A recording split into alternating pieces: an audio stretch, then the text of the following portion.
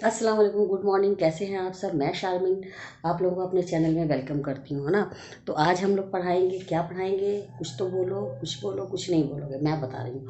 आज हम लोग पढ़ाएंगे एक्सक्रीशन, क्योंकि एक्सक्रीशन इन ह्यूमन्स को मैंने बता दिया था कि किस तरह से जो मेटाबॉलिक वेस्ट है वो सारा बाहर निकलता है, सब बताया था। शरीर में जितना दूषित पदार्थ है, जितना भी नाइट्रोजनियस वेस्ट मटेरियल है, वो आपको एक्सक्रीटरी सिस्टम से, यानी कि एक्सक्रीटरी सिस्टम से किडनी के ज़रिए सारा वो उसमें छन जाता है और प्योर ब्लड वापस आपका ब्लड में आ जाता है। और अनडाइजेस्टेड वेस्ट मटेरियल जो है वो किडनी वापस छान करके यूरेटर से हो करके यूरेथ्रा में जाता है। यूरेथ्रा से यूरिनरी ब्लैडर में जाता है ये सारा यूरिन वगैरह, फिर वहाँ से यूरेथ्रा पे टाइम टू टाइम वो बाहर हो जाता है ना। तो ये तो हुआ ह्यूमन बींग्स में, यानी कि ये हुआ कि हमारी बॉडी में जितना भी जो हम लोग खा रहे हैं, जो अनपच भोजन है, ये जो भी है, बाइल सॉल्ट्स वगैरह है, नाइट्रोजन है, ग्लूकोज, सब कैसे निकलता है आपको पता है। 3 प्रोसेस होता है। अल्ट्रा फिल्ट्रेशन होता है, फिर आपका रीऑब्जॉर्प्शन होता है ना। तो अल्ट्रा फिल्ट्रेशन होता है कि सब चीज़ जो है बोमेंस कैप्सूल और ग्लोमेरुलर सब छान देता है। तो फिर ये जो लूप ऑफ हेनले पर आता है, बोलता है अरे बाप रे बाप, ये तो सारा ज़रूरी सामान को ही छान दे रहा है। तो वो क्या करता है, वापस जो है कैपिलरीज में दे करके वेन से वो देता है। रिनाल जो चलता है, जो कलेक्ट करता है ब्लड, उससे जो साइड में उसको दे देता है। वो फिर आपको जाकर क्लीन ब्लड भी मिल जाता है, और जो जितना अनडाइजेस्टेड वेट मटेरियल है वो सब यूरिथ्रा को दे देता है। यूरेट इसको जो 2 साइड में जो ऐसे करके नली निकलती है, जिसको कि हम लोग यूरेटर बोलते हैं, वो उसको दे देता है, ठीक है ना। वहाँ से वो जाता है यूरिनरी ब्लैडर में और निकलता है। लेकिन अब सवाल ये उठता है कि प्लांट्स भी तो लिविंग थिंग्स है भाई। आप लोग शुरू से पढ़ते आ, स्टैंडर्ड 3rd से पढ़ते आ रहे हो कि प्लांट्स और एनिमल सब लिविंग थिंग्स है।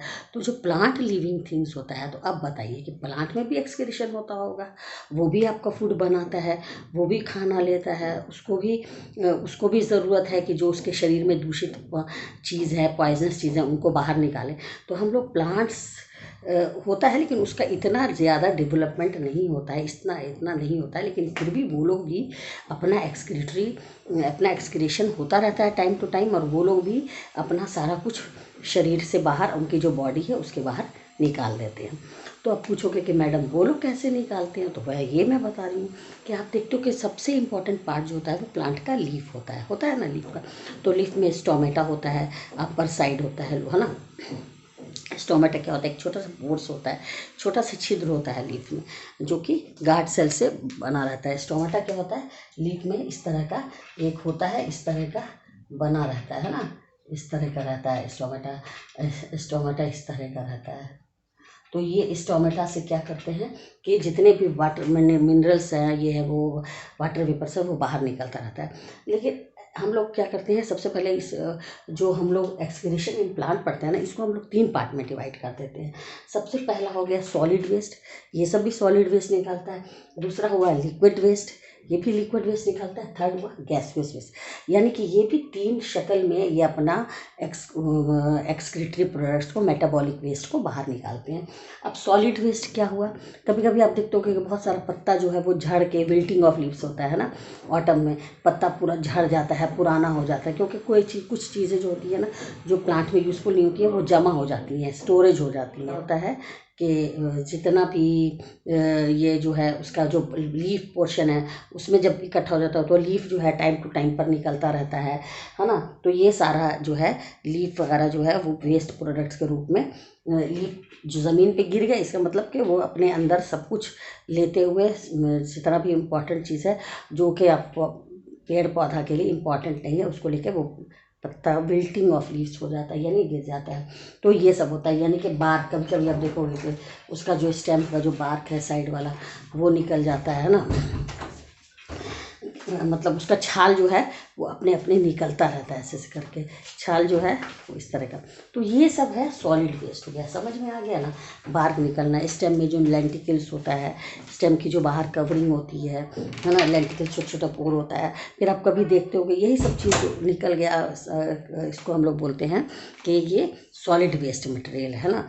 अब दूसरा आपका आ जाता है लिक्विड वेस्ट क्या होता है?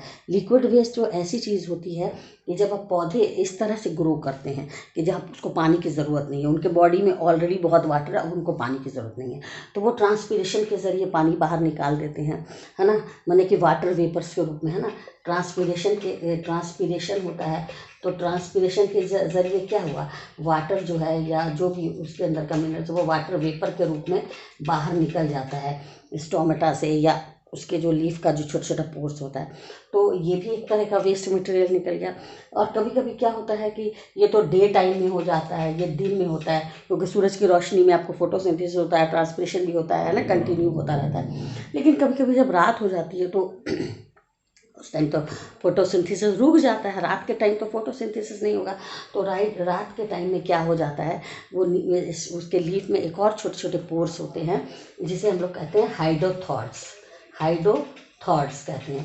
ये सब भी छोटे छोटे पोर होते हैं, इसमें से भी, और ये एक प्रोसेस होता है, इस प्रोसेस को हम लोग कहते हैं गटेटेशन, है ना, गटेशन। तो ये गटेशन क्या होता है, इसमें भी लीव्स में छोटे छोटे पोर्स होते हैं, और ये जो है लोअर एपिडर्मिस में, मतलब अपर एपिडर्मिस में स्टोमेटा हुआ, लोअर एपिडर्मिस में, तो ये क्या होता है, हाइडोथॉर्ड्स होते हैं। ये आप हायर क्लासेस में पढ़िएगा। तो इसमें भी पानी की बूंद यानी ड्रॉप्स ऑफ वाटर निकलती रहती है, और ये जनरली नाइट में होता है, क्योंकि जब आपका फोटोसिंथेसिस नहीं हो रहा होता है। तो ये लिक्विड वेस्ट भी होता है। ये क्या होता है कि ट्रांसपिरेशन होता है, एक ट्रांसपिरेशन के प्रोसेस से एक्सेस वाटर वेपर बाहर निकलता है, और एक गटेटेशन के प्रोसेस में, जिसमें कि छोटा छोटा पोर्स होता है, इसमें हुआ आपका स्टोमेटा, और इसमें हुआ आपका हाइडोथॉर्ड्स, है ना, और इसमें से भी वाटर ड्रॉपलेट्स बाहर आ जाता है। ये भी इनका एक तरह का वेस्ट मटेरियल है जो कि बाहर निकल जाता है। और कभी कभी आप देखते होंगे कि गम भी निकलता है, रेजिन, है ना, रेजिन निकलता है, फिर गम्स निकलता है। ये सब भी क्या है, ये सब भी वेस्ट प्रोडक्ट्स है जिसको हम लोग यूज़ कर लेते हैं। जब वो निकलता है तो हमारे काम की चीज़ है, तो उसे हम ले लेते हैं। बहुत छोटा है, प्लांट में उतना ज़्यादा नहीं होता है, लेकिन हमने इस तरह से तुमको बता दिया है डिवाइड करके कि सॉलिड्स में होता है कि जब पेड़ की छाल वगैरह, कभी कभी देखते हो कि बार्क जो है, जो स्टेम का जो ऊपर वाली कवरिंग होती है बार्क, वो अपने आप बाहर निकलती रहती है, मैंने ऐसे छूओगे जाके ये करोगे तो निकल जाएगी ना। तो ये सब सॉलिड सब इस तरह से निकलता है। अब थर्ड आ जाइए गैस। ये तो आप सब देख रहे हो कि एक्सचेंज ऑफ गैसेस हो रहा है स्टोमेटा में, यानी कार्बन डाइऑक्साइड को वो बाहर निकाल रहा है, कार्बन डाइऑक्साइड वो ले रहा है, कार्बन डाइऑक्साइड लीफ ले रहा है, और ऑक्सीजन बाहर निकाल रहा है ना, ऑक्सीजन को वो इनटेक कर रहा है, तो और कार्बन डाइऑक्साइड बाहर निकल रहा है। तो ये भी एक गैसियस वेस्ट है, यानी कि ऑक्सीजन जो उसके लिए तो वेस्ट है, लेकिन हम लोगों के लिए वो इम्पॉर्टेंट है, तो वो बाहर निकालता है। तो ये इसका लीफ में स्टोमेटा। तो ये प्लांट भी इसी तरह से कुछ भी चीज़ें जो अपने बॉडी से बाहर निकालता है, वो भी चूँकि लिविंग थिंग्स है, तो वो इस तरह से उत्सर्जित करता रहता है, बाहर निकलता है। बस प्लांट हो गया, ह्यूमंस हो गया, यानी लाइफ प्रोसेस का सब कुछ हो गया। अब हम लाइफ प्रोसेस से MCQ क्वेश्चन आंसर आपको डील कराएंगे, वो बताएंगे, क्योंकि लाइफ प्रोसेस बहुत ही इंपॉर्टेंट चीज़ है, और इसमें से तो क्वेश्चन आता ही आता है, चाहे वो आपका रेस्पिरेशन हो, चाहे एक्सक्रीशन हो, चाहे सर्कुलेट ट्रांसपोर्टेशन हो, चाहे डाइजेस्टिव हो। तो हमने चारों पढ़ा दिया था ना, और सब का आपस में एक अच्छे से तालमेल बैठता है, काफ़ी अच्छे से तालमेल बैठता है। अगर एक सिस्टम भी गड़बड़ाएगा तो दूसरा तो गड़बड़ाना ही है, गड़बड़ाना है। इसी आपसी तालमेल को हम लोग क्या बोलते हैं, ये जिस तरह से ये चारों सिस्टम लाइफ प्रोसेस के प्रॉपर फंक्शन करते हैं, वाइटल सिस्टम जितने भी हैं, वाइटल ऑर्गन के साथ जितने भी प्रॉपर फंक्शन हमारे बॉडी में वेरियस एक्टिविटी के लिए ये सब करते हैं, एक अच्छे से तालमेल के लिए, उसको हम लोग क्या बोलते हैं, कोऑर्डिनेशन। क्या बोलते हैं, कंट्रोल एंड कोऑर्डिनेशन। उसको हम लोग क्या बोलेंगे, कंट्रोल एंड कोऑर्डिनेशन। तो अब हम अगला चैप्टर यही पढ़ेंगे। हम लोगों ने जैसे ये सब चीज़ तो पढ़ लिया, लेकिन हम लोग अगला चैप्टर, अब हम लोग अगला जो हम आपको पढ़ाएंगे वो यही पढ़ाएंगे, क्या, कंट्रोल एंड कोऑर्डिनेशन। हाँ, अब आप जैसे धूप में निकल रहे हो, आपको गर्मी लग रही है, आप तुरंत ऐसे हाथ ऐसे कर लेते हो ना कि धूप से बचने के लिए, तो कितना अच्छा तालमेल है, ब्रेन ने आपके हाथ को मैसेज किया और आपने ऐसे कर दिया। या आप कहीं मार्केट जा रहे हो, आपको कोई चीज़ अच्छी लग रही है, तुरंत ब्रेन ने कहा कि इसको खरीद लो, तो खरीद लिया, है ना। मतलब कि इस तरह से बहुत सारे डेली एक्टिविटीज़ में कि हमारे बॉडी का एक सेंस ऑर्गन दूसरे सेंस ऑर्गन से, या हमारा बॉडी का एक सिस्टम दूसरे सिस्टम के साथ इस तरह से प्रॉपर वे में फंक्शन करता है, ताकि हमारा बॉडी जो है वो ठीक से ग्रोथ करे, उसमें ठीक से मेटाबॉलिज्म हो। इसी को हम लोग बोलते हैं कंट्रोल और कोऑर्डिनेशन। ये बहुत ही इंपॉर्टेंट चैप्टर है, हालांकि इसमें एग्जाम्स में कभी क्वेश्चन आता है, लेकिन फिर भी इसमें एक ऐसा सिस्टम है, नर्वस सिस्टम। कौन सा सिस्टम है जिसमें से आपको बहुत सारा क्वेश्चन आता है, नर्वस सिस्टम। और दूसरा है आपको एंडोक्राइन सिस्टम, है ना। तो ये एंडोक्राइन सिस्टम में हम लोग पढ़ेंगे ग्रंथि, यानी कि हमारे बॉडी में कुछ ऐसे हार्मोन भी हम ठीक रहने चाहिए, और साथ में ब्रेन। तो ये दोनों के तालमेल से हमारा शरीर ठीक से ग्रो करता है, बैलेंस्ड वे में ग्रो करता है।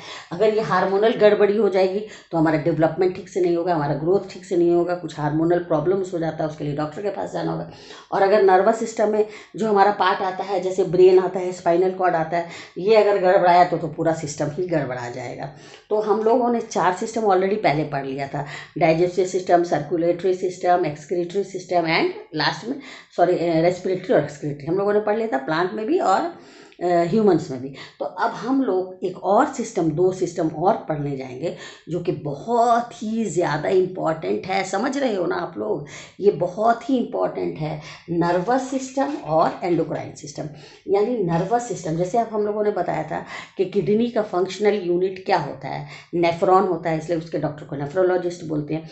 उसी तरह ये नर्वस है, इसमें आता है ब्रेन। इसमें कौन कौन चीज़ आता है, हम लोग क्या क्या पढ़ेंगे, ब्रेन प्लस स्पाइनल कॉर्ड। क्या पढ़ेंगे, ब्रेन प्लस स्पाइनल कॉर्ड।